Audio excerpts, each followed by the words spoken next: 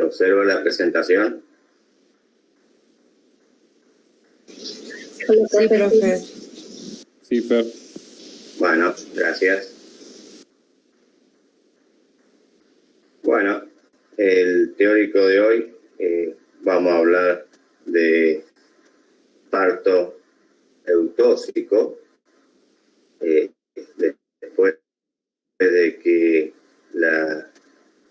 ha concluido la gestación y el feto está en condiciones de llevar a cabo una vida extrauterina, llegamos a uno de los momentos más cruciales en la vida reproductiva de una hembra, que es el parto. Entonces, hoy vamos a hablar un poquito de lo que es el parto eutóxico, o sea, el parto normal, sin ninguna complicación, donde esa hembra es capaz, ¿no es cierto?, de expulsar el feto de su útero y a través del canal del parto llevarlo, ¿no es cierto?, hacia la vida extrauterina.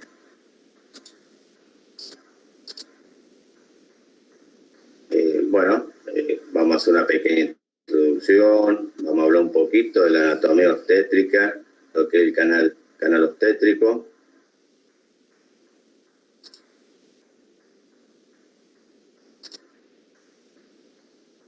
Los diámetros, que eso lo han visto, vamos a hacer un pequeño repaso del área pélvica, la importancia que tiene el área pélvica en el parto, los tipos de pelvis que tenemos, sobre todo el pelvis de rumiantes y el del resto de las especies.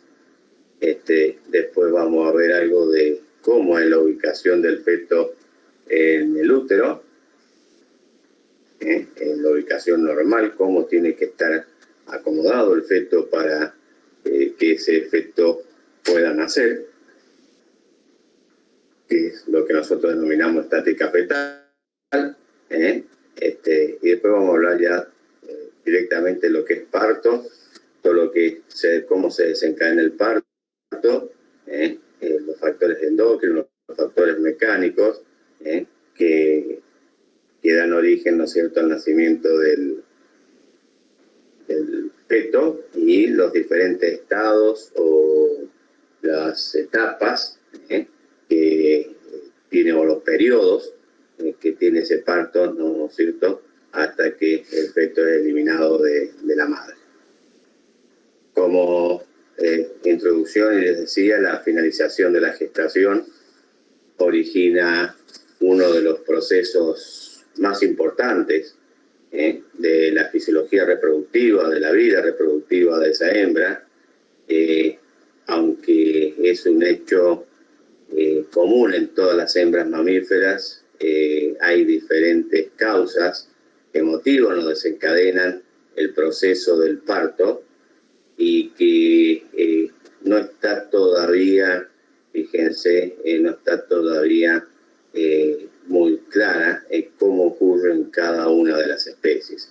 Se conoce a grandes rasgos que lo que pasa, ya les dije, causas hormonales, endocrinas, mecánicas, pero hay sustancias que intervienen y que todavía, ¿no es cierto?, están en estudio de cómo es su proceso, cómo es su intervención en la eliminación del feto de la madre.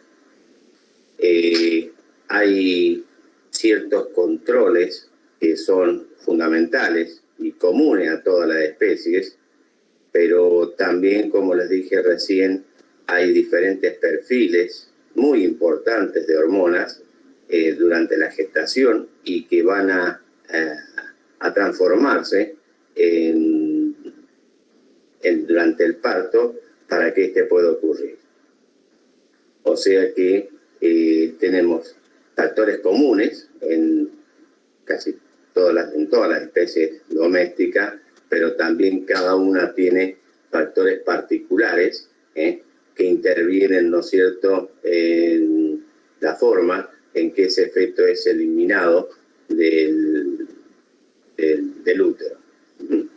El parto en sí es una etapa crítica, muy crítica, y dentro de la obstetricia veterinaria o de la obstetricia en general, de la obstetricia clínica, es un proceso que siempre tenemos que estar atentos para poder llegar a solucionar cualquier problema que pueda ocurrir durante el transcurso de ese parto, que en alguna especie es un parto muy rápido, pero en otras especies es bastante lento, y el feto tiene que sufrir algunas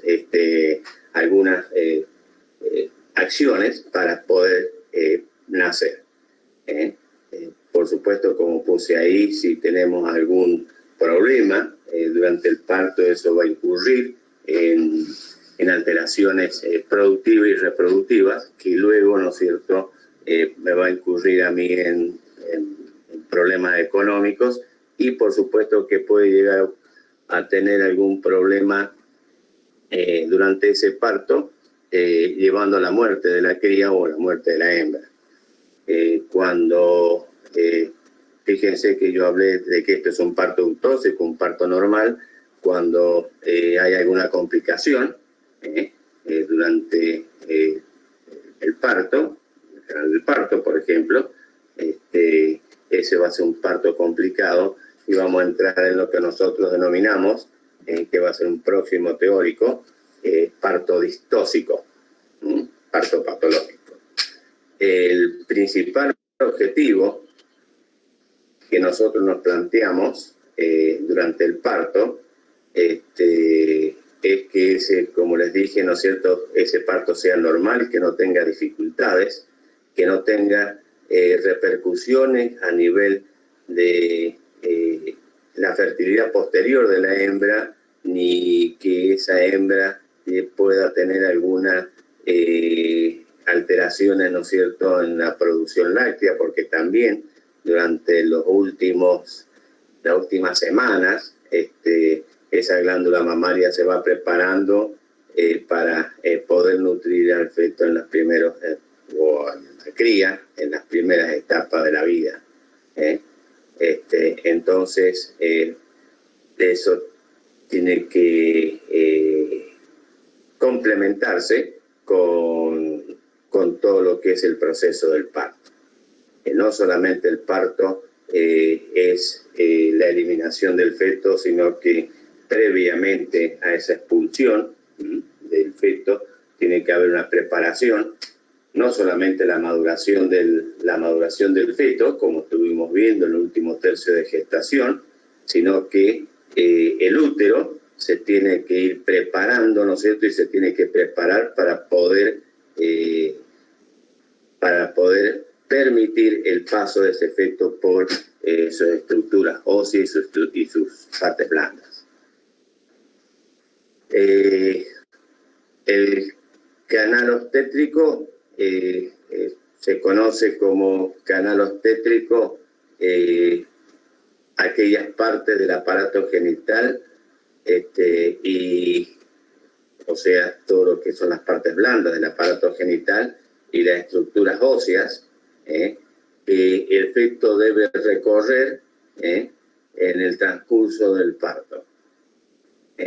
Ese canal obstétrico está formado por un canal obstétrico óseo, o sea, un canal obstétrico duro, que ustedes sabrán las complicaciones que tiene porque no se puede dilatar, y un canal del parto blando. Bueno, es un recordatorio, ustedes se acordarán de cómo está formado, ¿no es cierto?, ese canal del parto, esos huesos, esa cadera que forma ese canal del parto duro. Ustedes saben que intervienen el ilion, el pubis, el isquion, son las dos mitades, ¿no es cierto?, que se unen ventralmente en una sínfisis pélvica, que a su vez está formando, ¿no es cierto?, la sínfisis pubiana y la sínfisis isquiática, que son las que medianamente y en muy poco grado se pueden relajar, pero es mínimo, o sea que es una de las complicaciones que tiene el canal del parto, y por eso es importante medirlo o evaluarlo al momento, ¿no es cierto?, de que nosotros estamos seleccionando una hembra. Además, ese canal duro está formado por el sacro como techo y por las primeras vértebras coxígeas. Entonces, una de las complicaciones que tiene ese canal del parto, porque no se puede dilatar suficientemente para que pueda transitar el feto durante esa expulsión, es este canal duro que, como ustedes lo habrán visto en reproducción, a través virtual, esto sería bueno verlo en un práctico cómo se mide, en bovinos sobre todo, tener en cuenta, ¿no es cierto?, el tamaño, el área pélvica, para que no tengamos problemas luego en el transcurso del parto. Y el canal blando está constituido por lo que es el aparato genital, por el útero, los cuernos uterinos, el cervix, la vagina, el vestíbulo y los labios vulvares, pero tengamos en cuenta, aunque son partes blandas que se dilatan, hay puntos críticos que en este canal blando también el feto o los fetos, generalmente los que más problemas pueden llegar a tener en el transcurso de la expulsión son las especies de gran tamaño o los rumiantes, por el tipo de cadera que tiene, pero no así las multíparas, por ejemplo, las perras y las cerdas, porque las perras, ojo, tenemos que tener en cuenta el tipo de servicio que ha tenido, es un caso aparte, siempre y cuando sean servicios bien controladas o razas, ¿no es cierto?, en que directamente no hay partos naturales, sino que son directamente cesáreas. Pero en la cerda, por ejemplo, los fetos son de un tamaño demasiado chico con respecto, ¿no es cierto?, al volumen que tiene la cerda y al tamaño del canal del parto. Por eso las cerdas pueden llegar a tener complicaciones, pero el porcentaje es muy bajo. No así en lo que son en los bovinos o lo que son los equinos, donde se puede llegar a presentar mayor problema de partos patológicos. Pero como les decía, en el canal blando, ¿no es cierto?, también hay puntos críticos donde el feto puede encontrar algún escollo, algún problema en el transcurso de su paso por ese canal del parto. Por ejemplo, si no hay una buena dilatación del cervix, puede ser un problema, ¿no es cierto?, en el paso de la cría, del feto. Los labios vulvares, si no hay una buena dilatación o tenemos alguna patología a nivel vulvar, también puede ser otro problema los labios vulvares. O sea que el parto en sí no es algo fácil, sino que tiene que haber, ¿no es cierto?, un montón de mecanismos, como les dije, fisiológicos y mecánicos, para que ese feto pueda nacer sin ningún problema.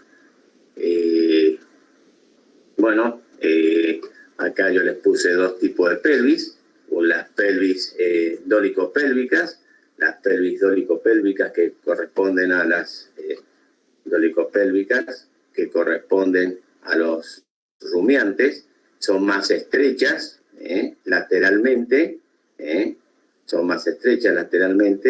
que verticalmente, o sea que son más angostas, ¿sí?, con respecto a las platipélvicas, platipélvica y no platypelvis vivas, acá me fue una B, una C, o mesatipélvica, que corresponden, ¿no es cierto?, a la yegua, que generalmente son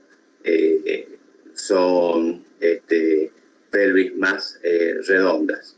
Además, fíjense, la pelvis de los rumiantes presentan una cresta, que también tiene influencia, ¿no es cierto?, en el transcurso del paso del feto, ¿no es cierto?, por ese canal del parto.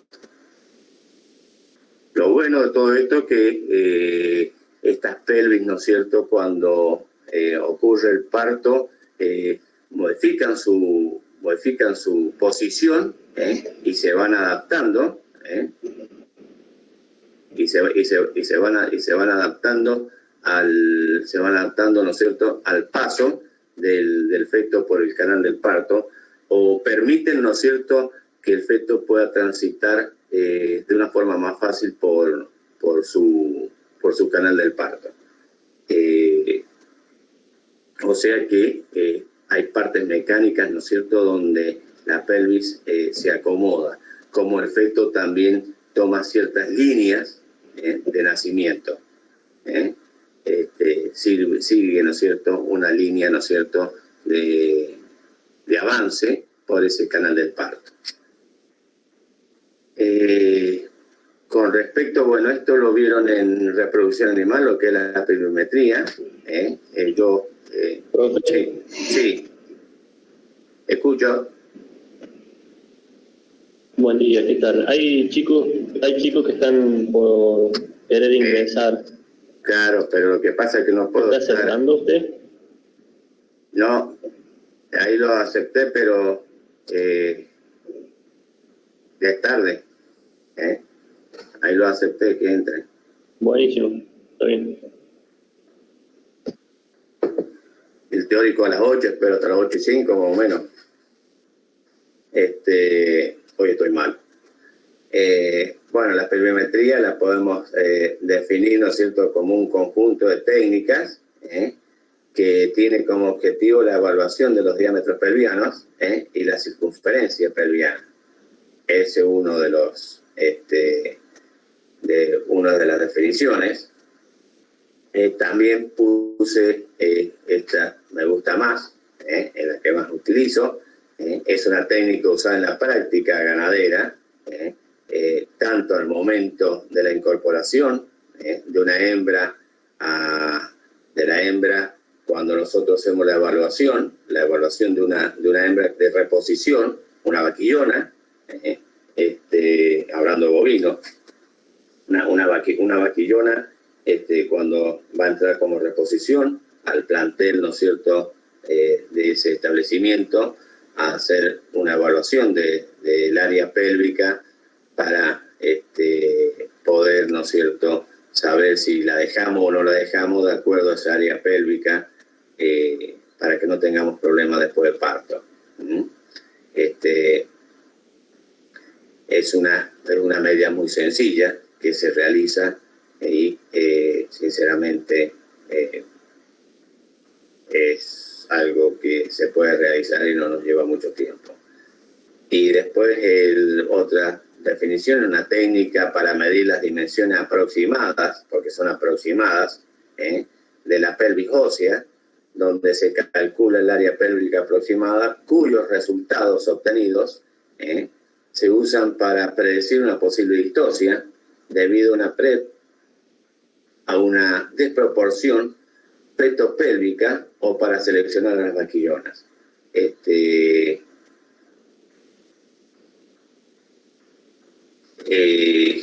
Y como les dije anteriormente, con las medidas, ¿no es cierto?, o la tomada de medidas, ¿no es cierto?, esta pelvimetría, nosotros vamos a ver los diámetros pélvicos con bastante exactitud. ¿Cómo les podría? Yo puse ahí diámetros pélvicos. Diámetros pélvicos es la distancia que existe entre dos puntos opuestos. Por ejemplo, acá desde el sacro, una línea vertical, ¿no es cierto?, una medida vertical desde el sacro hasta la sínfisis púbica o entre los dos ilíacos, como nosotros, no sé cómo lo habrán visto en anatomía, es bicilíaco, es superior e inferior. Entonces, son las medidas que nosotros tomamos. No, bueno, acá tenemos nosotros lo que le estaba diciendo recién. Bueno, estos son dos tipos de pelvímetros, son dos tipos de pelvímetros. Este es el pelvímetro que pueden haber visto el año pasado. El que más utilizamos, que tenemos nosotros, consta de dos ramas de metal que se introducen, ¿no es cierto?, por el recto y se abren en el interior. Y acá tenemos una escala, ¿no es cierto?, una regla, donde nosotros tenemos en centímetros, medida en centímetros, donde nosotros podemos evaluar y tomar nota, ¿no es cierto?, lo que mide tanto verticalmente como el diámetro horizontal. Multiplicamos esto, medida vertical con horizontal, y sacamos el área pélvica, ¿sí? Podrían tomar, ¿no es cierto?, la carpetita del año pasado de reproducción animal y fijarse, ¿no es cierto?, para que yo no onde más en esto, y poder saber las medidas, aunque yo se las puse ahí, que la deben tener del año pasado, el área pélvica de cada una de las especies. Fíjense, meseta pélvica, ¿no es cierto?, fíjense que el área pélvica es casi circular, es redonda, en la yegua, no así la dólico-pélvica, ¿no es cierto?, que es en la vaca. Tiene una pelvis, ¿no es cierto?, muy comprimida lateralmente. O comprimida, no vamos a poner que es muy comprimida. Sí, señorita, buenos días. Buenos días.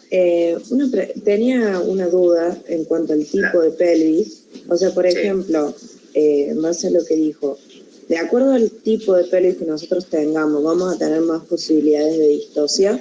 O sea, por ejemplo, una vaca... eso no me había quedado claro. Sí.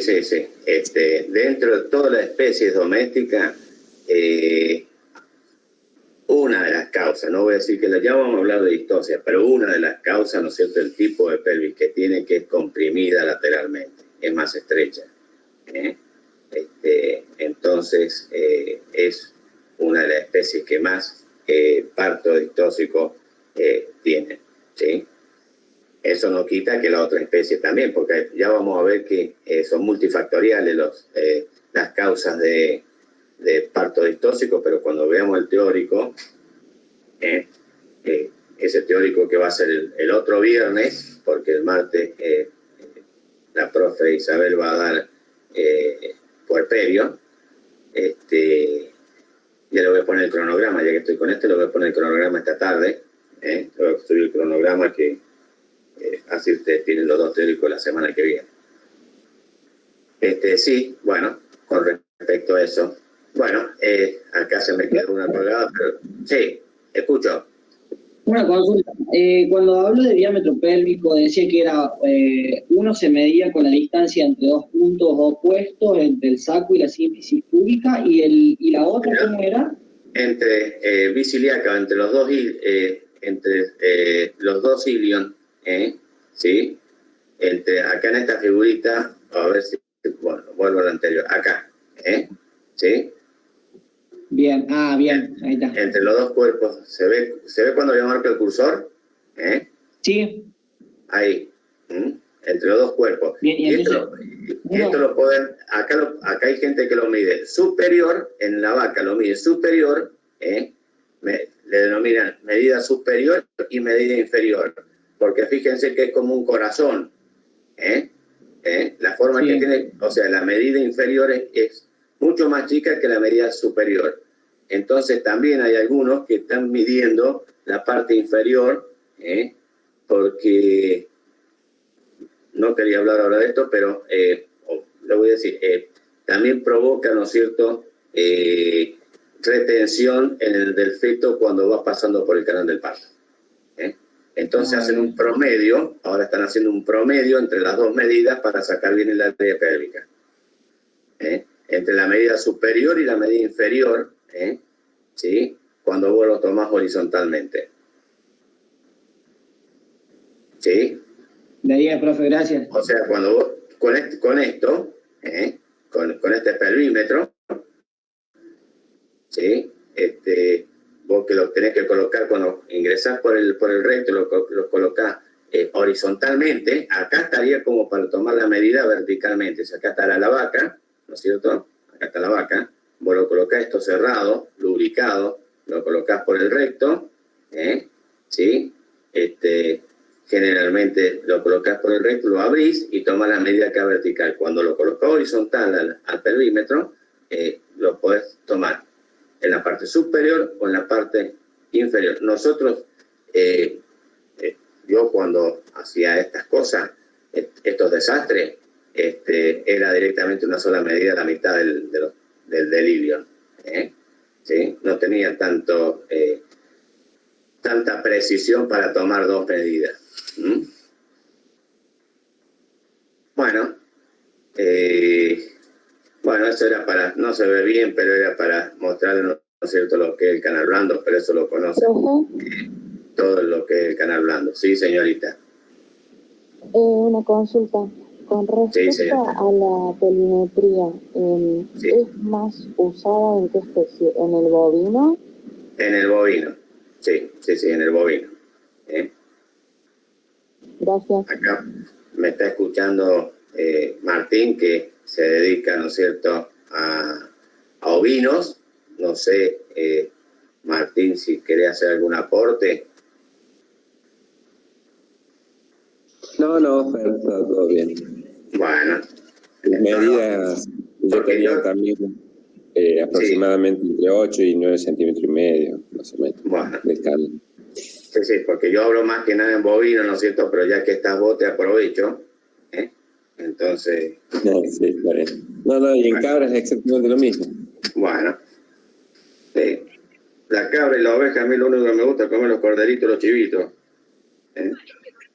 No, pero un buen queso de cabra, un dulce de leche de cabra también. Bueno, también.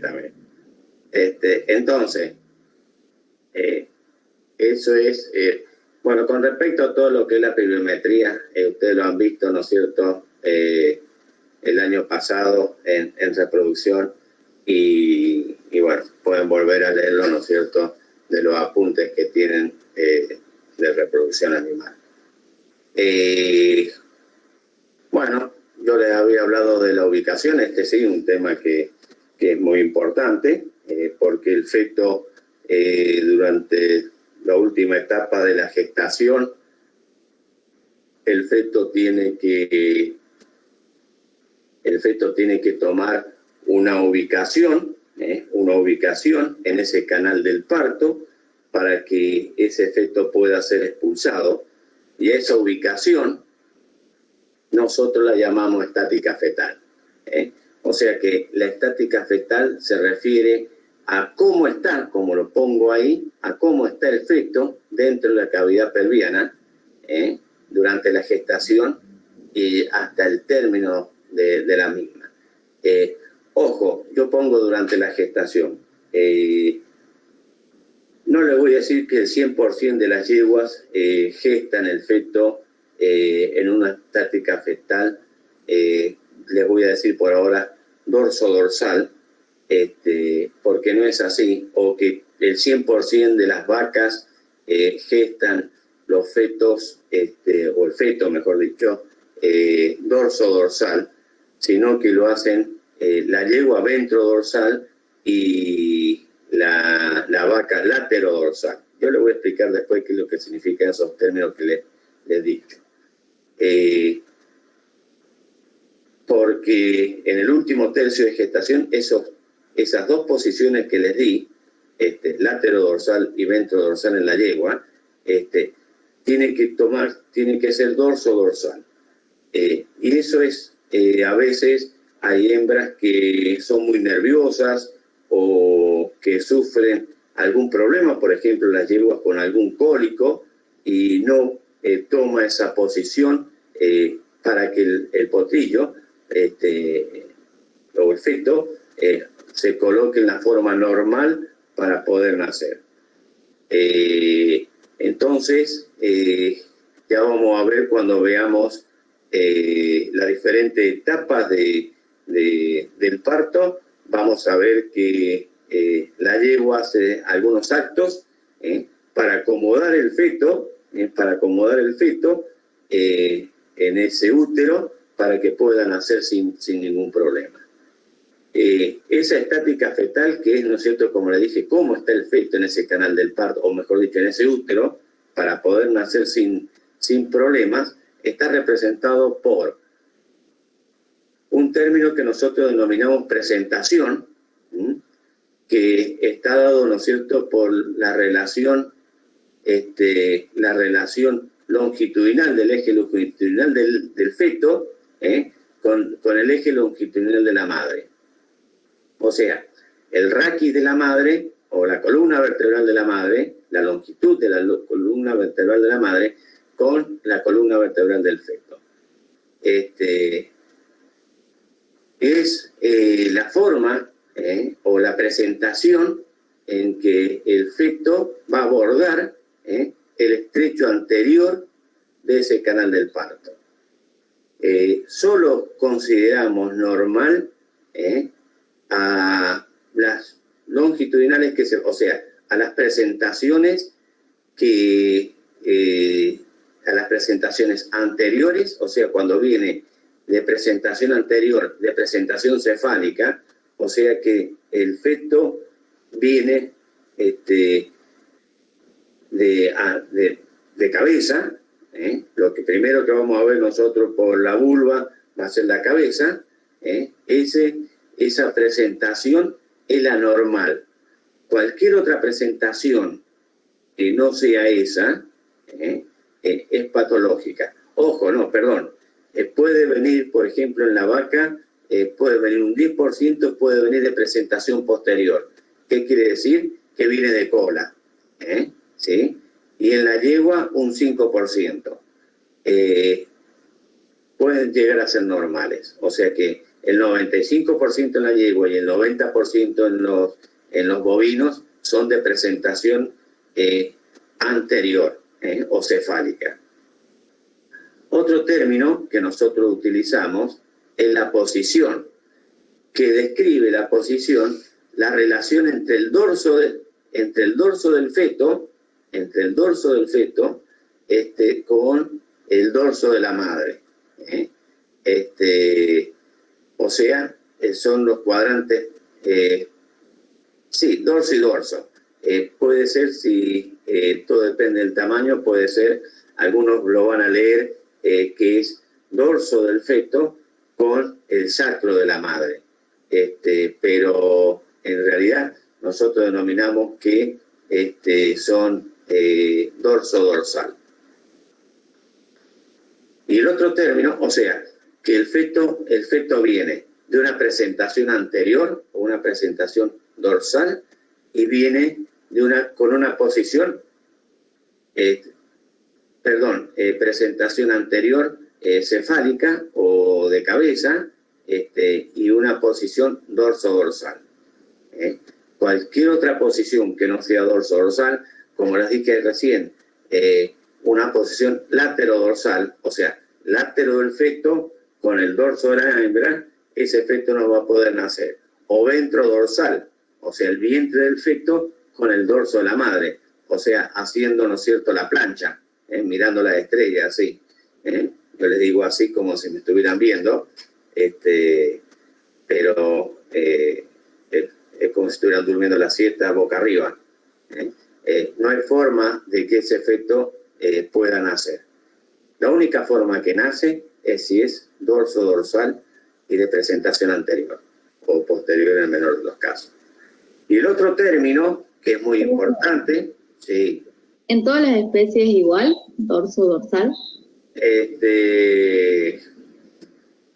Sí. En todas las especies. Bueno, gracias. Y ya te voy a decir, porque en la cerda por ahí podemos, con alguna atracción, podemos llegar a sacar algún fetito laterodorsal, porque ya te dije que el canal del parto de la cerda es muy grande con respecto al lechón, pero puede llegar a nacer, ¿no es cierto?, ventrodorsal, aunque la línea de nacimiento a veces lo impide. Algún día, después te voy a hablar de lo que es la línea de nacimiento. Bueno, profe. Y la actitud no es que venga sonriente, ni amargado, ni nada por el estilo. La actitud que tiene se refiere, ¿no es cierto?, a las partes móviles del feto, con respecto al tronco. Por ejemplo, lo que son los miembros anteriores, si viene presentación anterior, y la cabeza. Estas extremidades del feto, o mejor dicho, las partes móviles, tienen que venir en extensión. Si no vienen en extensión, por supuesto que vamos a entrar en un parto distóxico. Entonces tengan en cuenta que la presentación y la posición relacionan partes del feto con parte de la madre. Y la actitud se refiere, ¿no es cierto?, a las partes móviles, no relaciona parte de la madre con parte del feto, sino que se refiere a las partes, ¿no es cierto?, móviles del feto.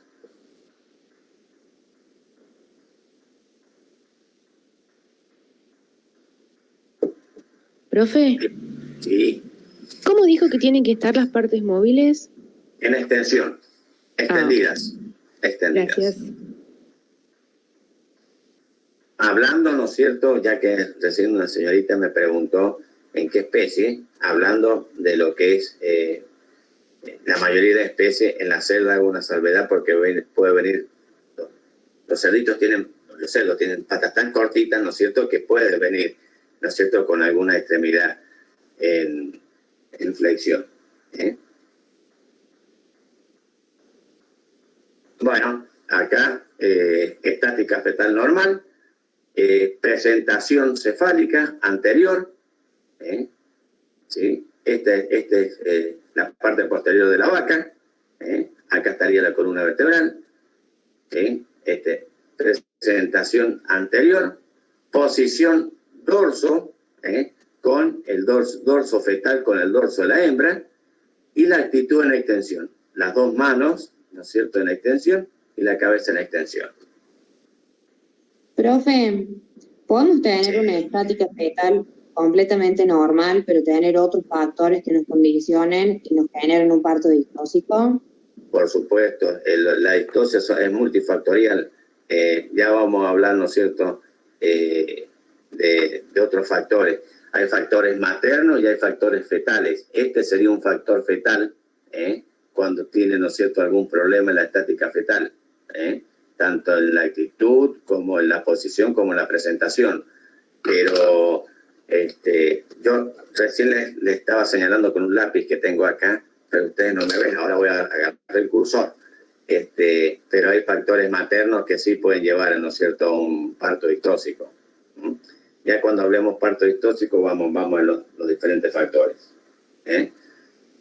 Porque el parto es multifactorial, el parto ocurren muchas cosas. Por ejemplo, si no hay contracción uterina, o en las perras, ya me estoy metiendo en distosia. Bueno, lo voy a hablar el viernes que viene. Bueno, gracias, profe. El viernes que viene hablo de eso. Bueno, esto es con respecto a lo que es la ubicación del feto, cómo tiene que ocurrir el parto. Ahora, ¿cómo ocurre el parto? ¿Cómo se desencadena? ¿En qué momento? ¿Por qué? ¿Cuál es el momento que tiene que ocurrir ese parto? Si el feto está cómodo, tiene comida, tiene temperatura constante, duerme la siesta todos los días, ¿Por qué se le ocurre nacer al feto? Donde va a tener una vida extrauterina, donde se va a tener que buscar la alimentación, va a tener que tener diferentes tipos de clima, va a tener que tener cuidado, ¿no es cierto?, con alguna especie que se lo quieren comer. Entonces, ¿por qué ocurre el parto? Bueno, esto es algo que tiene que suceder porque ese útero al feto ya les chico, como yo digo siempre, es el departamento les chico, la nutrición de ese feto a través, ¿no es cierto?, de su madre no le es suficiente. Entonces, todo eso desencadena algunos factores que va a llevar a que ese feto, ¿no es cierto?, pueda nacer. Entonces, es esencial, ¿no es cierto?, por supuesto, que ese feto pueda sobrevivir en esa vida exterior, esa vida extrauterina, y es apropiado que tenga, que el feto tenga un rol fundamental, o que sea él, hablando de una forma más sencilla, que sea él el que determine, ¿no es cierto?, qué van a hacer, por algunos de los factores que les dije.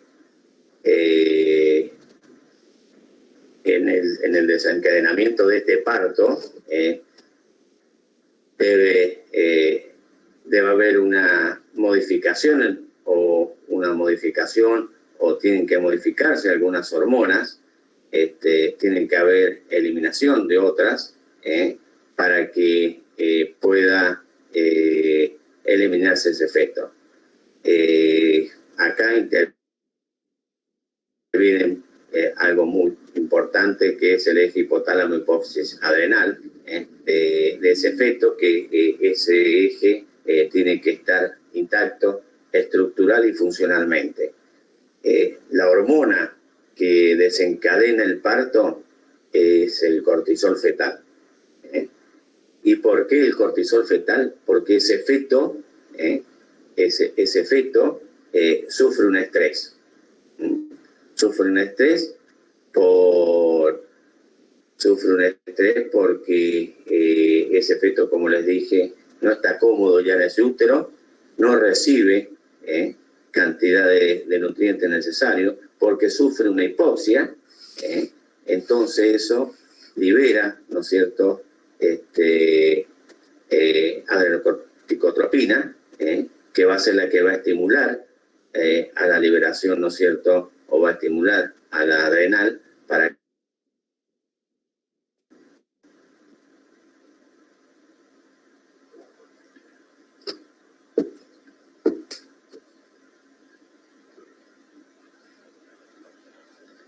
bien.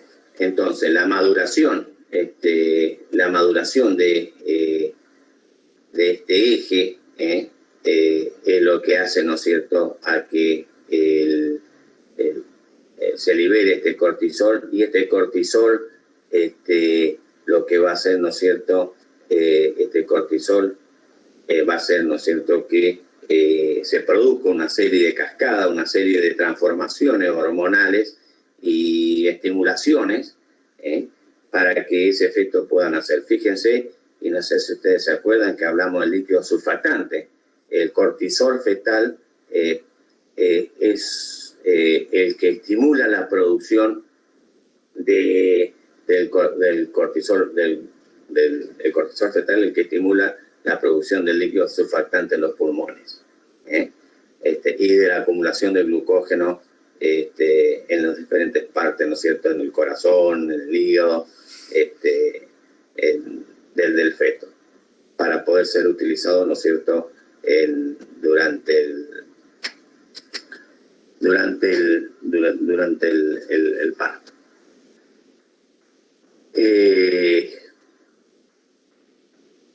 Bueno, ahí pongo que el estrés por hipoxia puede ser factor de iniciación de la secreción, se cree, ¿no es cierto?, pero creemos que es uno de los factores fundamentales.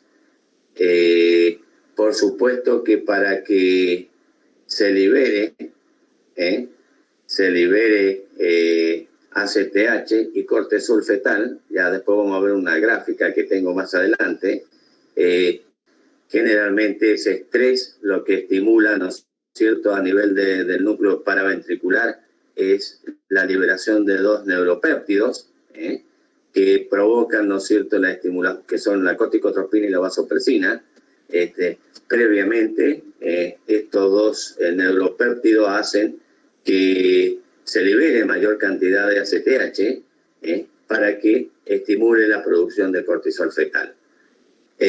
También los péptidos opioides también intervienen de la misma manera, ayudan a la mayor liberación de ACTH. Hay otros péptidos que también intervienen, ¿no es cierto?, en la liberación de esta ACTH. Por lo tanto, va a haber una gran afluencia, ¿no es cierto?, estimulación de esta hormona para la liberación del cortisol. La hormona de crecimiento, las prostaciclinas, que son metabolitos, ¿no es cierto?, de las prostaglandinas, sobre todo de la prostaglandina E, que intervienen, ¿no es cierto?, o estimulan la liberación de ACTH y de cortisol fetal. Por supuesto que estas prostaciclinas también modulan con una retroalimentación positiva y negativa de acuerdo a los niveles sanguíneos la cantidad de ACTH que es liberada para ir modulando, ¿no es cierto?, la liberación del cortisol fetal. Como les dije, la prostaglandina E2, que es de origen placentario, actúa también, ¿no es cierto?, a nivel del hipotálamo y de las adrenales. Interviene también, ¿no es cierto?, en el control de esa liberación. Bueno, fíjense, no sé si se alcanza a ver del todo, pero yo voy a ver si con el cursor los voy guiando. Ese estrés fetal que ocurre, lo que hace, ¿no es cierto?, a través de ese estrés, la liberación de ACTH, el hipotálamo, ese ACTH lo que hace, ¿no es cierto?, va a ir a la glándula adrenal y la liberación del cortisol fetal. Ese cortisol fetal a nivel de la placenta, y a través de la estimulación de algunas enzimas, transforma la progesterona, ¿no es cierto?, en estrógenos, y estos estrógenos van a producir un aumento de la prostaglandina F2-alfa, que esa prostaglandina F2-alfa junto con los estrógenos también provocan aumento de las contracciones del miometrio, aumentan, ¿no es cierto?, las secreciones del aparato genital, para que se diluya ese tapón mucoso y haya mayor secreción por parte de las glándulas uterinas de mucus, ¿sí? Por otro lado, la prostaglandina F2-alfa estimula la producción de relaxina. Esa relaxina es hormona. Lo que va a hacer aumentar la relajación de los ligamentos pélvicos, ¿sí? Y por otro lado, esa prostaglandina F2-alfa lo que hace, ¿no es cierto?, es la luteólisis para que bajen los niveles de progesterona, y por supuesto que van a aumentar los niveles de estrógeno. A su vez, cuando el feto, bueno, acabamos más adelante, el feto va transitando por el canal del parto, hay liberación también de oxitocina, que aumenta las contracciones uterinas. Y ese paso del feto por el canal del parto va a aumentar los niveles de oxitocina, aumentan el estímulo cervical y aumenta las contracciones, ¿no es cierto?, de los músculos abdominales, que son los pujos.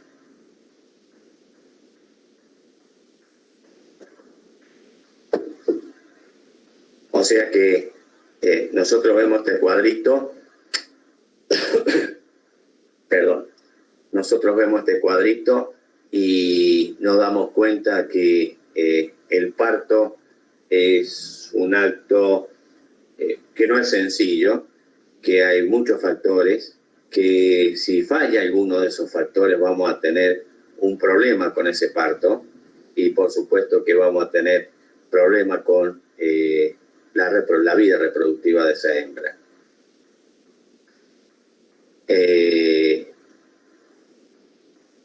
Entonces, para resumirles en sí y en síntesis con respecto a esto, salieron todos de golpe. Estas son todas las hormonas que hasta ahora, por supuesto, las hormonas que intervienen en el periparto y durante el parto. La ACTH, acuérdense que es la que hace la maduración de la corteza adrenal, que provoca una serie de cambios bioquímicos. Entonces, pero para que esa ACTH actúe, tienen que actuar dos neuropéptidos como son, ¿no es cierto?, la hormona corticotropina y la vasopresina, que son liberadas por el núcleo paraventricular.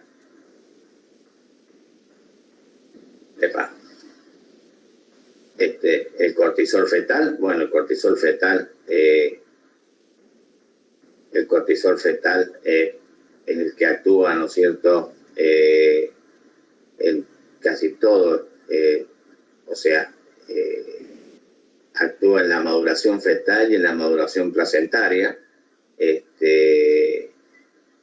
Ya les dije lo del líquido surfactante, lo del líquido surfactante es fundamental. También transforma la hemoglobina, ¿no es cierto?, fetal en adulto.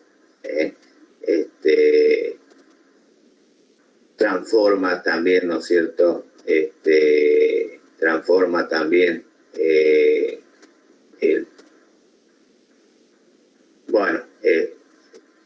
hay un montón de factores.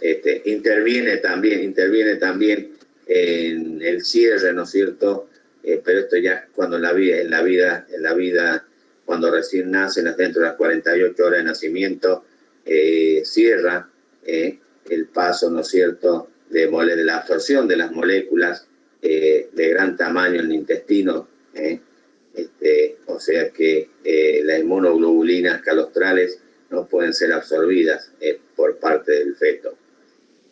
La progesterona, no voy a hablar mucho de progesterona, ustedes saben que tienen que caer los niveles de progesterona para que haya, ¿no es cierto?, un reinicio de las actividades miometriales y luego la actividad, ¿no es cierto?, de contracciones uterinas. Los estrógenos, los estrógenos son fundamentales para las contracciones uterinas que dijimos, para la dilatación del cervix. Ya vamos a ver que ese cervix pierde el perfil, se dilata y pasa a tener un tamaño tan igual como el de la vagina, pierde esas estrías que tiene, esos pliegues, para que dar paso, ¿no es cierto?, al feto por ese canal del parto. La relaxina, interviene, ¿no es cierto?, en la relajación de ese canal.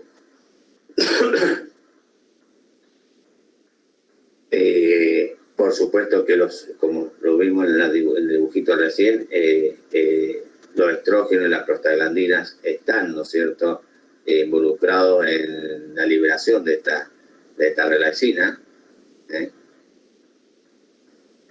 Y las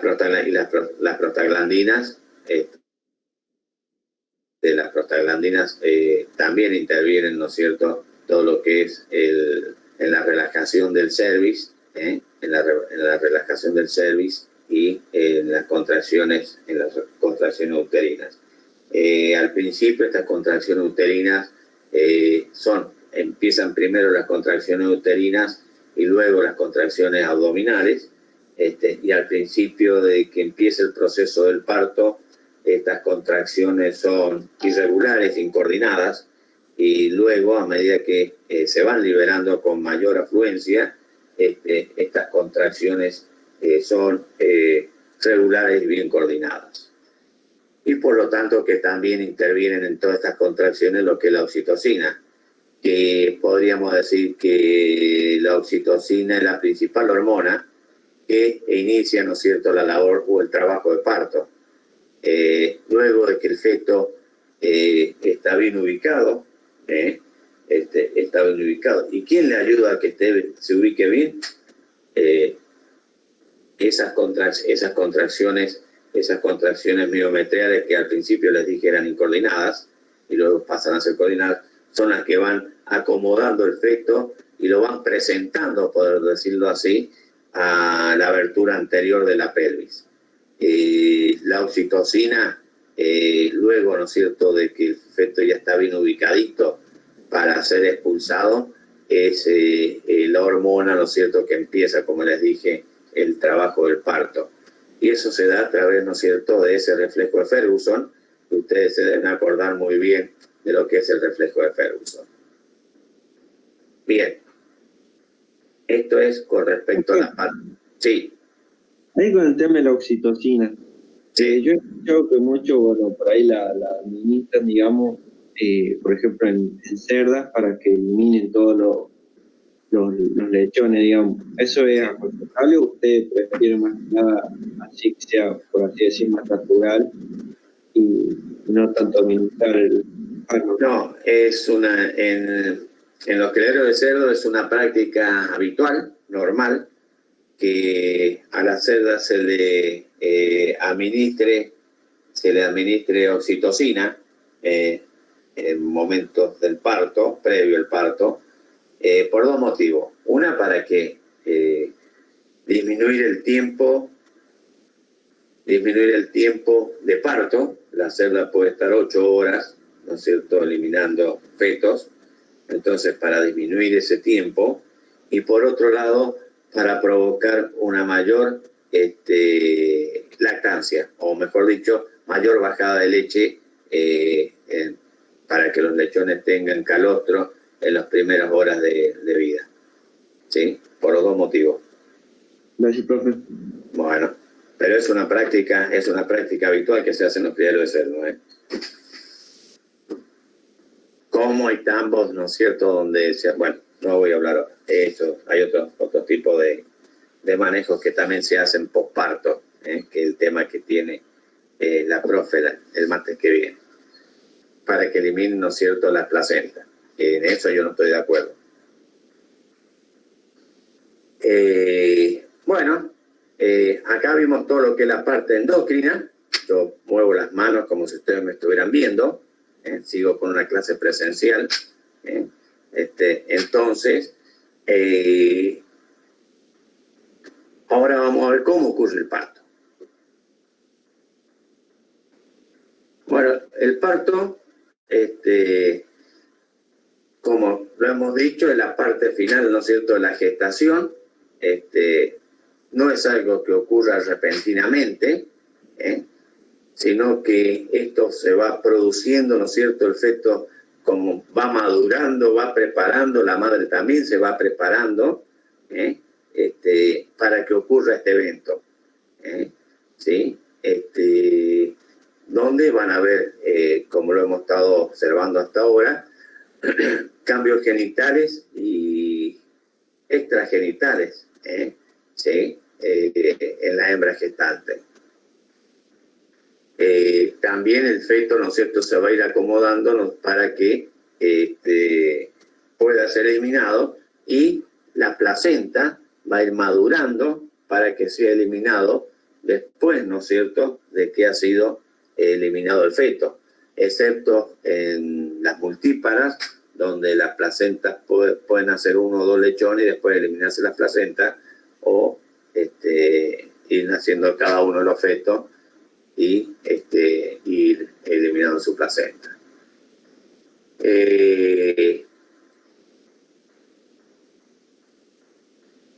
Desde el punto de vista de la clínica obstétrica, de la clínica de parto, se divide en algunas etapas, las cuales encontramos una fase prodrómica o una fase preparto.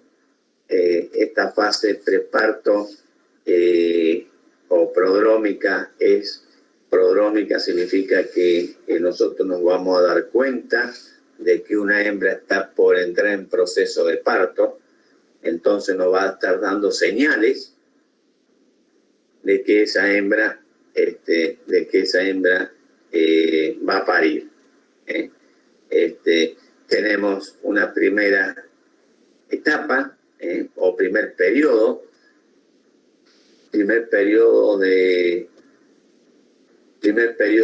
del parto, que se llama periodo de dilatación, un segundo periodo que es el periodo de dilatación, el de expulsión, el segundo periodo, el primero de dilatación, el segundo era de expulsión, y un tercer periodo que es el de eliminación, el desprendimiento y expulsión de las membranas fetales, también se denomina periodo de secundinación.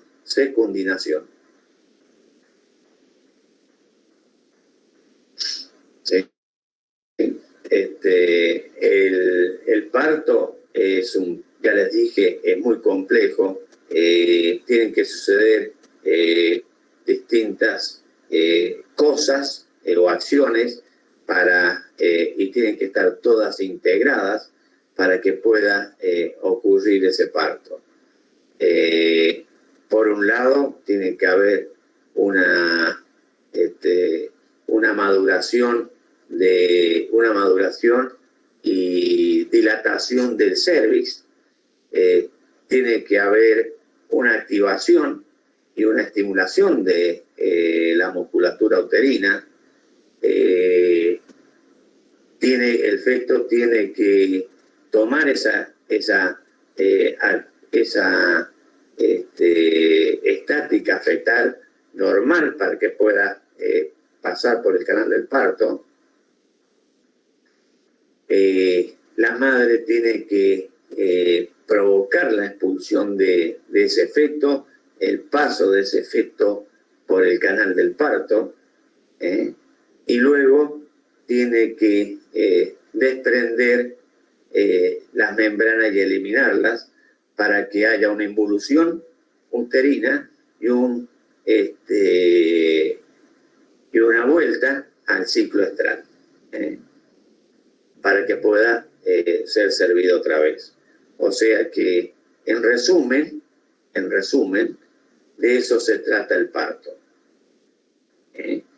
De que tiene que haber una maduración y dilatación del cervix, de una activación y una estimulación de la musculatura uterina, y yo podría decir también de contracciones abdominales, de que ese feto tiene que tomar una actitud o una estática fetal normal, de que la madre tiene que provocar el paso con contracciones vigorosas, miometriales y abdominales, pujos, para que ese feto pueda nacer, y como último, el desprendimiento y vuelta a la normalidad de ese útero y de ese eje hipotálamo hipófisis gonadal, para que se reinicie, ¿no es cierto?, el ciclo estral de las hembras. Me quedé sin agua. Algo muy complejo, y que transcurre en un periodo muy corto de tiempo. Con respecto a la fase prodrómica, como les dije, y volviendo a la fase prodrómica, antes del parto, ya les dije, hay signos que nos dan una idea, ¿no es cierto?, de que esa hembra está por parir. Dentro de estos signos precursores encontramos la relajación de la articulación sacroiliaca, por ejemplo, y de la relajación del ligamento sacrociático.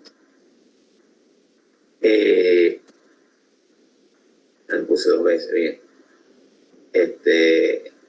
Sacroiliaca y sacrociático. Esto se observa más en aquellas especies que no tienen en la grupa tanta musculatura. Por ejemplo, en las vacas es más notoria que en las yeguas.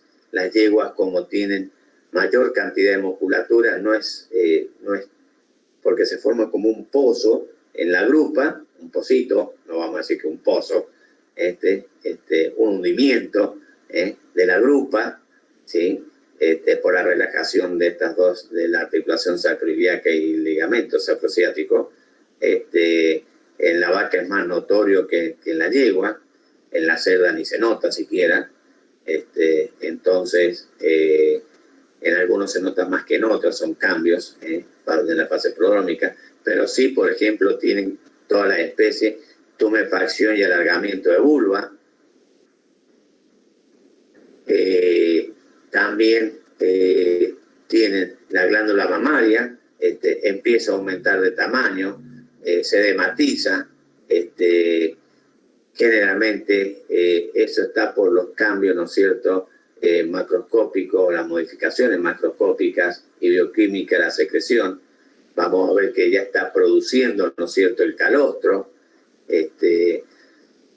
Ese cambio como empieza en esta fase prodrómica, por ejemplo, más o menos son 24 o 48 horas previo al parto, ya empezamos a notar, ¿no es cierto?, el aumento de tamaño, empezamos a notar la turgencia de esa glándula, las glándulas mamarias. En algunas especies vamos a ver que empieza a haber un poquito de secreción láctea, mejor dicho, de secreción, que nos da idea a nosotros la proximidad del parto. En vacas, por ejemplo, en esta fase prodrómica también se empieza a ver un flujo que empieza a romperse el tapón mucoso y empieza a verse ese flujo porque destila colgante, ¿no es cierto?, por la comisura ventral de la vulva, que va manchando los garrones. En la especie de compañía vamos a ver que las perras, por ejemplo, no comen, hay anorexia, busca lugares oscuros, empieza a hacer el nido, se lame la vulva, está inquieta, escarba, hace pozos para empezar a formar el nido, ¿sí? Y generalmente esta fase prodrómica en los bovinos empieza a notarse, ¿no es cierto?, que empieza a separarse del rodeo general que están por parir, ¿no es cierto?, esas hembras se paran y se echan con frecuencia, se orinan con frecuencia, las yeguas toman una postura de caballete, levantan la cola, de caballete quiere decir que paran con las 4 patas, ¿no es cierto?, abiertas, arquean el lomo, levantan la cola, orinan con frecuencia. En el bovino esto ocurre empieza a ocurrir, no le voy a decir que todos, pero los primeros síntomas de que la hembra está por parir a las 2 o 4 semanas previo al parto. En los equinos también entre las 3 y las 5 semanas. En los caninos más o menos a los 45, 50 días, o sea, sería 45, 50 días, ¿no es cierto?, de gestación, o sea, sería unos 15 días más o menos, previamente, 10 días previamente al parto. Y en los porcinos también bueno, Esparcino un caso aparte porque ahora están pariendo en jaula, entonces, pero más o menos no pueden hacer nido. A los 7, 10 días previo al parto ya empiezan, ¿no es cierto?, a verse tumefacción de vulva, la inflamación, la turgencia de las glándulas mamarias. Con respecto al periodo de dilatación, que ya son periodos del parto, próximo al parto, muy cerquita, previamente, se inicia con las primeras contracciones uterinas, las primeras contracciones uterinas, esas contracciones uterinas son irregulares, incoordinadas, y termina con la aparición o con la ruptura de las membranas fetales. Acá se caracteriza, como pongo ahí, la dilatación del cuello uterino, y este periodo de dilatación está dividido en una fase pasiva y una fase activa. La fase pasiva se caracteriza porque hay una modulación cervical donde se produce una disminución de las fibras musculares del útero, las fibras musculares del músculo liso y de la vagina, la flácido, lo cual provoca que el útero y su contenido se dirijan en sentido cráneo-ventral, o sea, de adelante hacia atrás, ¿sí? Empieza ese cervix empieza a perder su silueta, empieza a cambiarse la conformación abdominal. El feto, como ya está casi en el canal del parto, el abombamiento que se veía por el feto en el fondo de la cavidad abdominal se empieza a perder. ¿Por qué? Porque el feto está ascendiendo. Empieza a cambiar, ¿no es cierto?, la ubicación de ese feto. Y el feto ya apunta, ¿no es cierto?, por decirlo así, hacia ese canal del parto. Eso es lo que estaba hablando, el cambio de postura del feto, que aparece, ¿no es cierto?, en el canal anterior, ¿no es cierto?, o sea, ya está con las manos y la cabeza en postura de parición, y también acá ocurren lo que son las contracciones uterinas, como les decía, incoordinadas, irregulares, que está dada, ¿no es cierto?, por las hormonas que estábamos viendo anteriormente, oxitocina, estrógenos. El sentido de estas contracciones empiezan desde el cuerno uterino, desde el cuerno uterino hacia el cuerpo del útero, o sea, cráneo caudal. Pero también tenemos, como son incoordinadas, también tenemos algunas contracciones que son caudocraneal.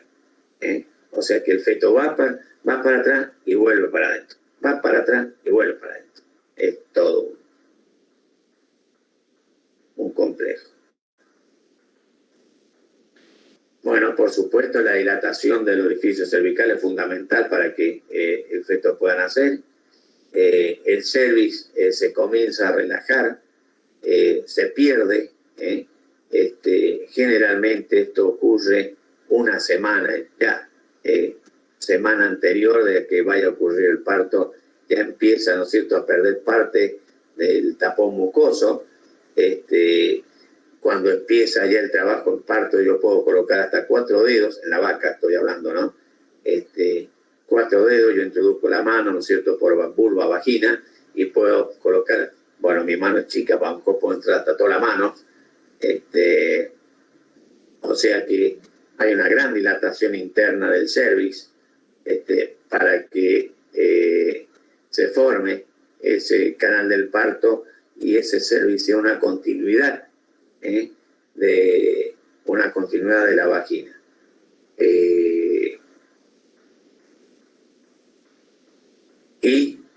Lo que hace cuña son primero, ¿no es cierto?, las membranas, las membranas, ¿no es cierto?, las membranas fetales. Sobre todo la primera que está haciendo cuña es la membrana alantocórea.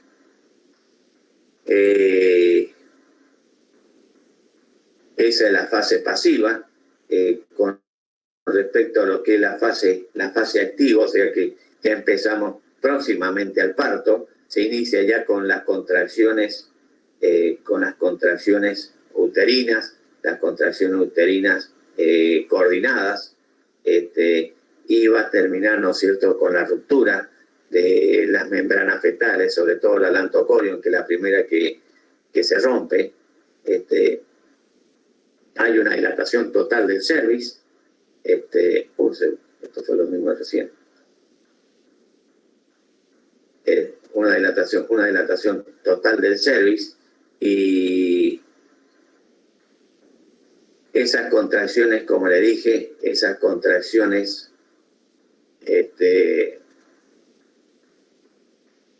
se me fue no vean esa presentación.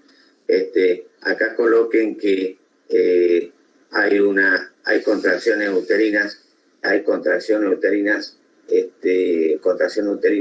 coordinadas y regulares.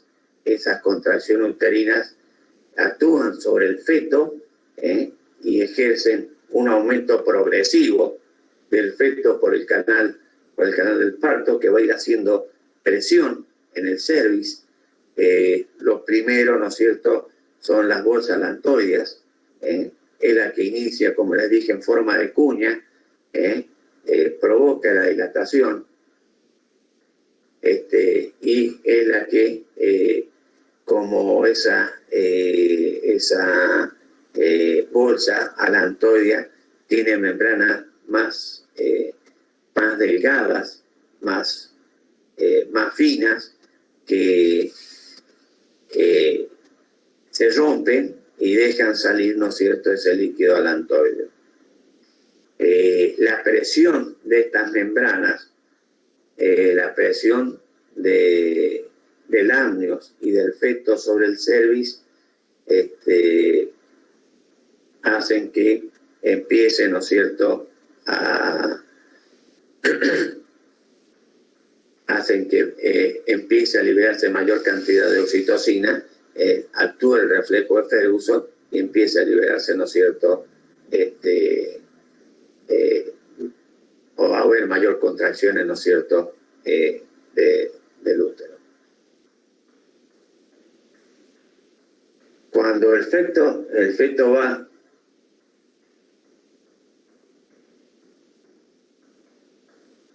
esto es lo que queda. ¿Profe? No me quedó claro, ¿son coordinadas o incoordinadas las contracciones? En la fase activa, la fase de dilatación tiene dos fases. Una fase pasiva, donde son incoordinadas e irregulares, donde tenés contracciones cráneo-caudal y caudocranial, y en la fase activa son regulares y bien coordinadas. Que termina esa fase activa con la ruptura del saco amniótico, donde esas contracciones hacen que ese saco amniótico aparezca por vulva y se rompa.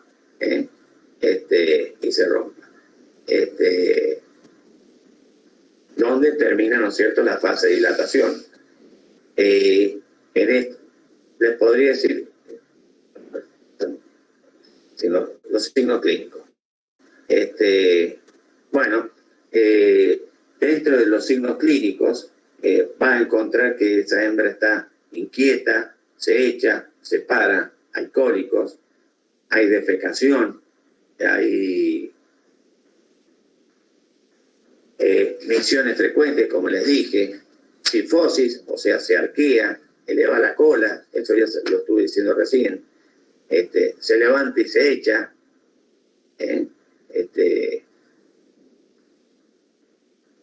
hay aumento de la frecuencia cardíaca, aumento de la frecuencia cardíaca y de la respiración, aparición del saco de las membranas alantoideas, ¿no es cierto? Que vamos a ver que la membrana alantoidea es de un color azulado brilloso, coloración oscura. ¿Por qué importante le estoy diciendo esto? Porque a veces no se rompe, y nosotros somos los que tenemos que actuar, ¿no es cierto?, para romper el saco tanto alantoideo como el amnios. Acuérdense que el amnio, ¿no es cierto?, ese saco contiene orina, o sea que es de un color amarillento oscuro. ¿Profe? El amnios, sí. Dijo visualice que se puede ver las membranas fetales. Sí, sí, se ven las membranas, se pueden ver las membranas fetales, sobre todo en la especie de compañía. Si vos estás observando el parto, a veces podés ver las membranas cuando vienen, ¿no es cierto?, progresando por el canal del parto.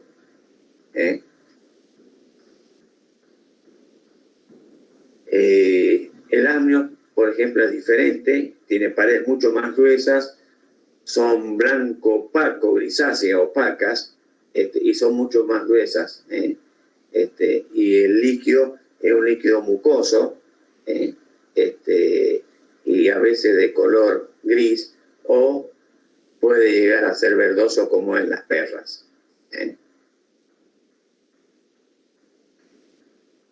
Algo característico dentro de estos signos clínicos es, por ejemplo, que la yegua, ya les dije, la yegua se puede llegar a revolcar, ojo, te le voy a decir por qué dije ojo, y girar, ¿no es cierto?, para acomodar el feto de una posición dorsal. Pero hay algunas yeguas que son tan briosas, tan nerviosas, que no lo acomodan, y pueden llegar a provocar un parto distóxico. Y otra característica, por ejemplo, que en las perras a veces no se rompe el saco amniótico, y la perra misma cuando se lame la vulva, es la que actúa, ¿no es cierto?, como la que rompe el saco amniótico. La duración del periodo de dilatación varía entre las especies. En los bovinos es de 2 a 6 horas, en los equinos de 1 a 4 horas, mucho más rápido, en los porcinos de 2 a 12 horas, en los ovinos de 2 a 6 horas, y en la perra, más o menos como los porcinos, de 2 a 12 horas. Con respecto... bueno, acá hay una fotito. Bueno, acá fíjense, acá hay una fotito, acá se ve destilación, se ve ya el saco amniótico. Ahí lo tienen. Se puede. Generalmente el parto, bueno, acá está esta vaca, ¿no es cierto?, de cúbito external.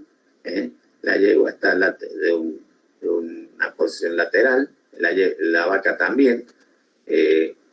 Generalmente son la forma en que ocurren los partos. Pueden ocurrir con las hembras paradas también. Con respecto al periodo de expulsión, se inicia, ¿no es cierto?, con la observación y la ruptura del saco amniótico, y termina, por supuesto, con la expulsión con la expulsión del feto, de los fetos. Está caracterizado por el aumento de los niveles de oxitocina, por las contracciones de los músculos abdominales, donde no solamente ya hay contracción del miometrio en forma coordinada y regular, sino que la masa muscular abdominal empieza a hacer los pujos,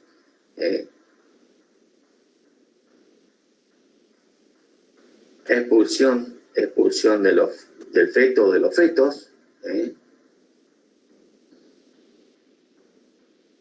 se me fue, de los fetos.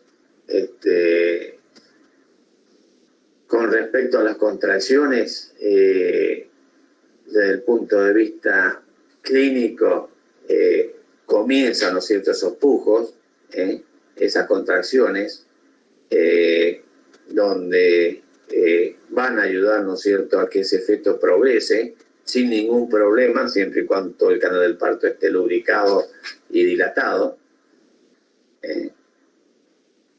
Empieza, ¿no es cierto?, a progresar y empieza a avanzar, ¿no es cierto?,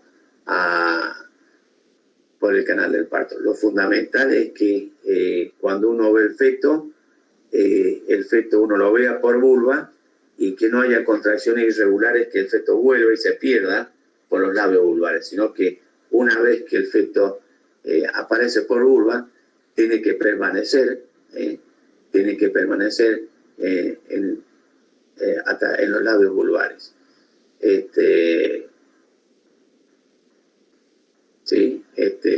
O sea que, y por supuesto en la dirección que estábamos diciendo, los fetos generalmente, o el feto en el bovino, en el equino también,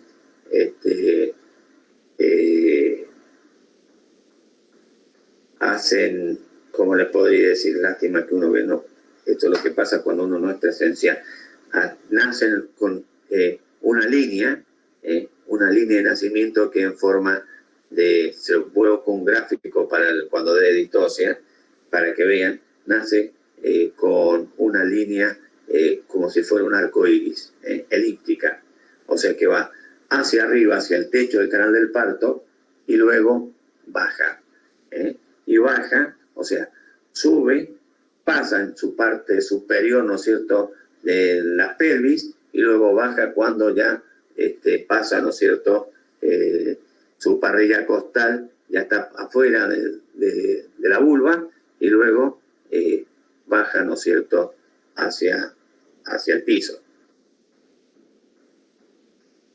¿Qué más les puedo decir? A ver, bueno, expulsión de los fetos, ya les dije. Los signos clínicos, de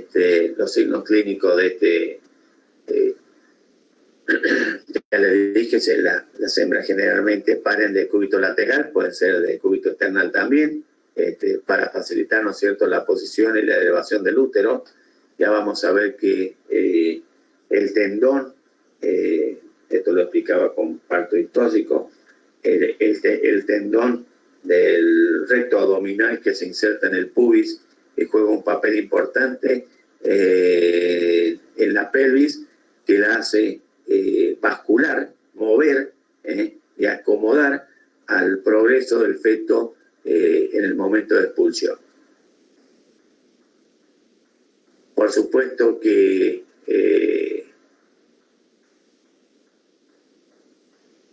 la hembra está agotada, hay respiración entrecortada, disnea, hablemos de un parto normal, pero a veces el feto es expulsado en diferentes tiempos, ya vamos a ver la duración, pero estamos hablando de partos normales, entonces el feto tiene que ser expulsado en una forma rápida y sin ningún problema de dilatación y lubricación de ese canal del parto. Por ejemplo, ahí dice de cúbito lateral, cúbito external, la vaca generalmente cuando empieza a parir, termina pariendo. En la yegua les puedo hacer la salvedad que se cambia al menos una vez de lado, o sea, de lado izquierdo al lado derecho, es como si se cansara de estar de un lado, o eso provocaría o ayudaría al feto a seguir siendo expulsado.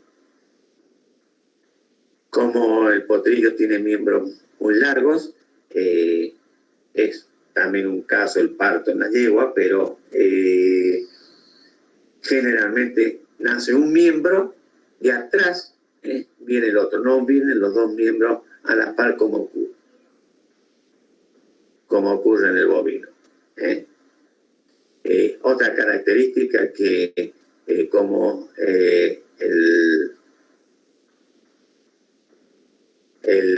potrillo tiene un cordón umbilical muy largo, a veces nace y el cordón umbilical no se rompe, y recién se rompe cuando la yegua se para o cuando el potrillo se para. Puede llegar a pasar varios minutos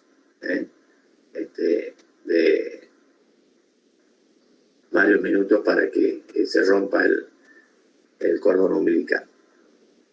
No como en la otra especie que se corta inmediatamente. Bueno, la duración del periodo de expulsión en los equinos es muy rápido, de 20 a 30 minutos, en los bovinos de 2 a 4 horas, en los ovinos de 30 minutos a 2 horas, en las cerdas de 3 a 10 horas, y los caninos pueden estar de un día para otro pariendo, ¿no es cierto?, de 2 a 18 horas, dependiendo, ¿no es cierto?, la perra y la gimnasia funcional que tenga. Bueno, acá hay una fotito de una yegua, ¿no es cierto?, acá está la placenta colgando, efecto, potrillo. Y el tercer periodo, el periodo de expulsión de las secundinas, el periodo de expulsión de la placenta, va desde el periodo de expulsión del feto, ¿no es cierto?, hasta la expulsión de las secundinas y el comienzo, ¿no es cierto?, de la retracción o la involución uterina. Puse involución porque el útero tiene que volver a su estado normal, que es el periodo que viene después, que es el periodo de puerperio.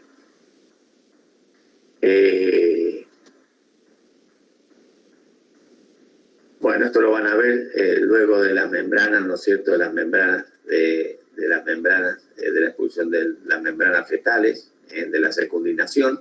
En un parto normal, el cervix tiene que volver, ¿no es cierto?, a su estado normal para que impida el ingreso de bacterias y ese útero evolucione normalmente. La expulsión, ¿no es cierto?, la expulsión de las membranas fetales en la yegua es rápida también, de 30 minutos a 3 horas, en la vaca de 3 a 6 horas, en las cerdas de 1 a 4 horas, pero ya les dije, igual que en la perra,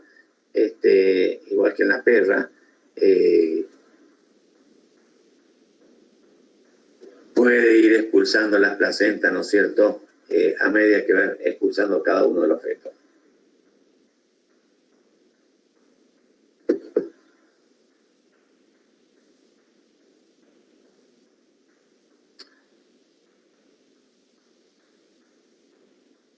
Bueno, hay algunas secundinaciones. Bueno, eso es lo que es parto, en forma bastante resumida. No sé si tengo consultas. Si hay consultas.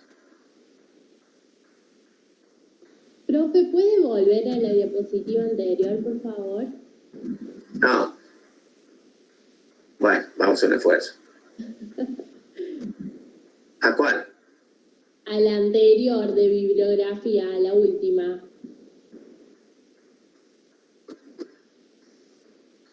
El periodo de expulsión de... Ahí está, ahí está. Ahí mismo. Bueno, ¿qué querés copiar?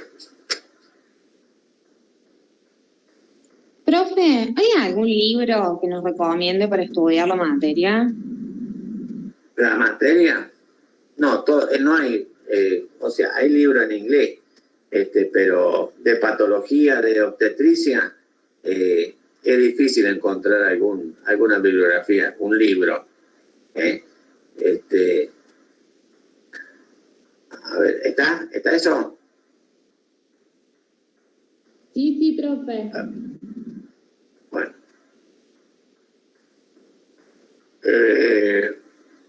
Yo les voy a subir una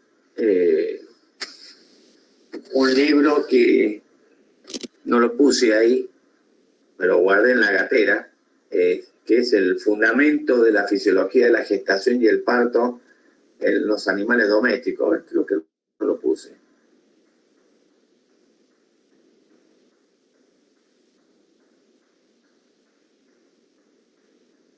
No, fundamento de la fisiología, cualquier cosa después en el horario de consulta o se los subo después. El fundamento de la fisiología y de la gestación y el parto de los animales domésticos, que está en castellano, es de Rutter, Rutter y Russo, dos colegas de la UBA, y hay bastantes cosas buenas. No está todo, pero está bastante bueno todo lo que es la endocrinología y todo lo que es las etapas del parto. No sé si figurará, ¿no es cierto?, todavía en las librerías este libro.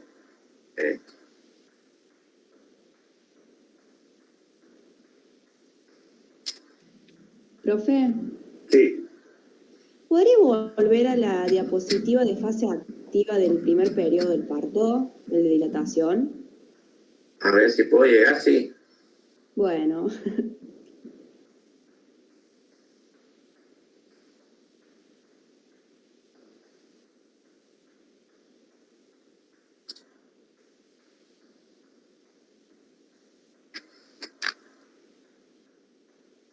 Porque no puedo llegar.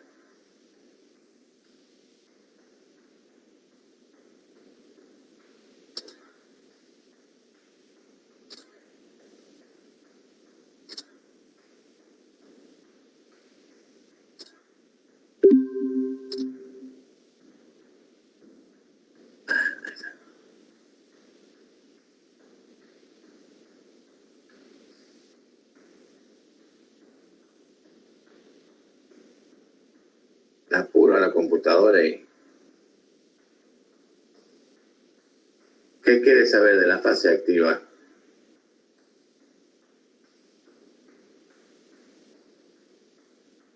Los distintos pasos que tenían fases, que uno eran las contracciones, pero no llegué a copiar las otras. Es la anterior a esa. Sí, estoy tratando de llegar... Ahí está. Fase activa. Esa. Fase activa. Contracción uterina coordinada.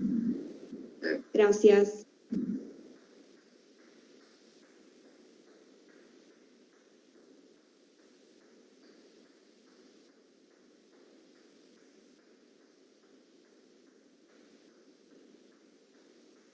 ¿Estamos?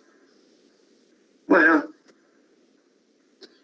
Muy bien. Profe, Sí. ¿me podría volver a repetir que no noté bien lo del cortisol y el líquido surfactante? Eso lo di en la clase de... Sí, el cortisol.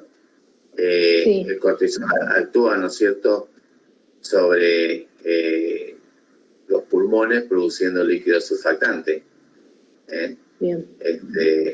Es una acción, ¿no es cierto?, que tiene el cortisol fetal.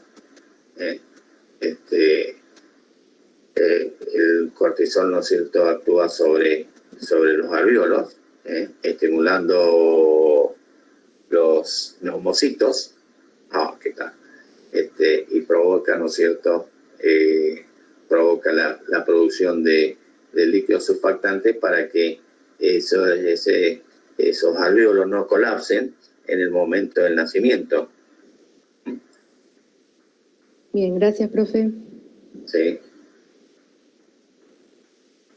Y había dicho, profe, que también el cortisol es como que ayudaba como que estimulaba a la síntesis y producción de ciertos líquidos corporales, no me acuerdo cuáles eran. Y bueno, el cortisol actúa, o sea, lo que hace, empezando,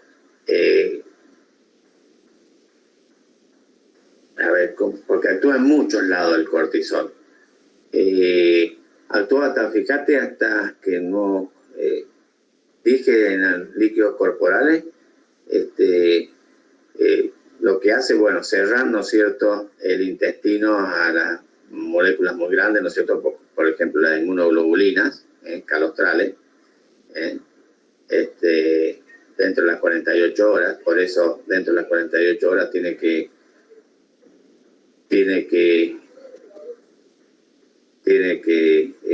absorberse esas inmunoglobulinas, pero también actúa sobre las glándulas tiroides, por ejemplo, ¿sí?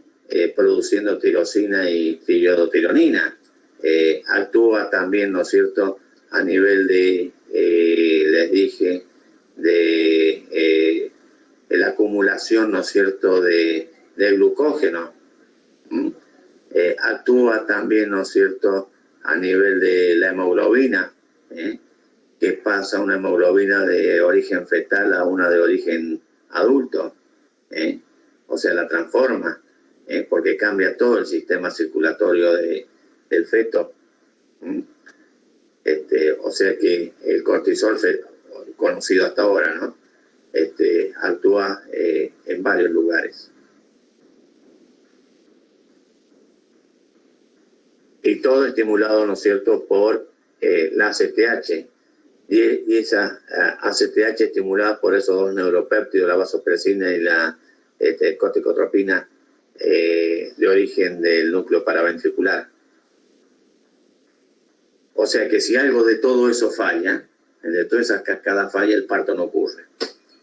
Profe, la vasopresina y la corticotropina, que dice que tiene origen en el núcleo paraventricular, es origen fetal también. Sí, todo origen fetal.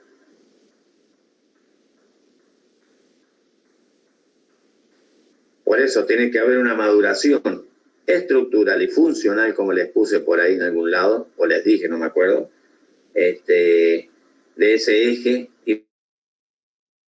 hipotálamo, hipófisis y adrenal. Si no hay una maduración estructural y funcional, el parto, ¿no es cierto?, no ocurre.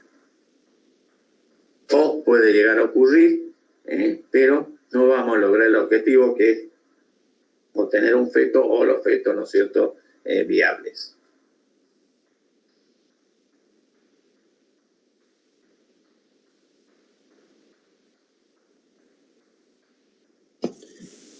Profe, nada, era para decirle chau. Muchas gracias. Buen fin de nos semana. vemos. Gracias igualmente. Buen fin de semana y cuídense. No hagan locuras. Sí.